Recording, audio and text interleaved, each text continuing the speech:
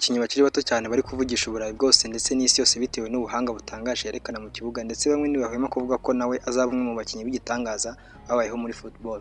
Uwo nawe tugiye kuganiraho ndetse tukagaruka ku buzima bwe bwite yitwa Lamine Yamal, umukinnyi w'ikipe y'igihugu ya Espagne ndetse akaba n'umukinnyi wa FC Barcelona. Nguhaye ikaze, iyi ni The Real Shema TV. Ngibagezaho nk'abatunganya iki kiganiro nitwa Shema. Ubundi amazina yose yiswe n'ababyeyi ni Lamine Yamal Nazraoui Ebana. Akaba yarabonye izuba ku ya 13 z'ukwa karindwi muri 2007.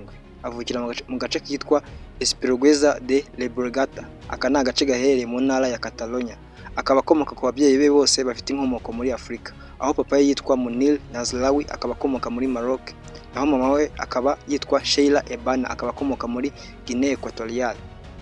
Lamine Yamal ku myaka 4 yatangiye gukina mu ikipe yitwa La Torreta yaho muri quartier yavukiye.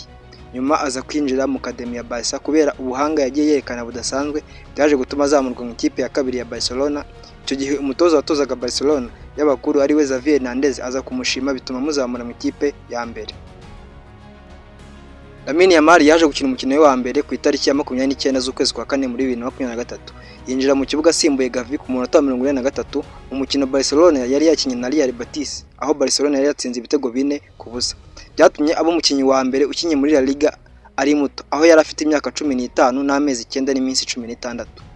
Ndetse uwo mwaka Lamine Yamal yaje gutwarana igikombe cya Champions FC Barcelona, ndetse byaje gutuma ahamagarwa bwa mbere mu ikipe y'igihugu y'abakuru ya Espagne.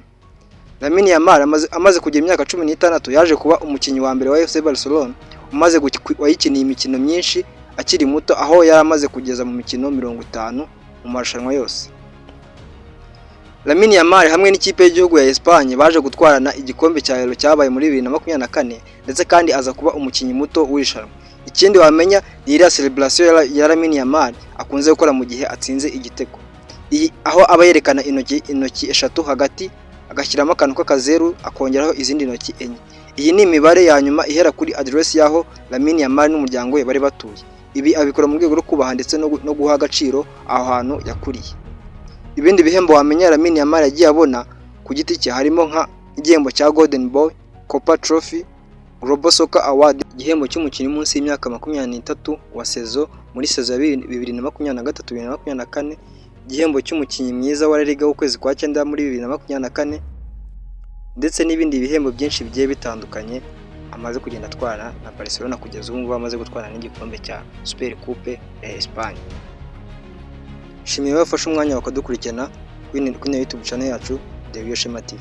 Nibutsa ko subscribe niba ari ubwa mbere ugeze kuno murongo wacu kugira ngo ujye dushyiraho ibindi biganiro nk'ibi ngibi by'ubwenge by'uwa mbere mu kubibona.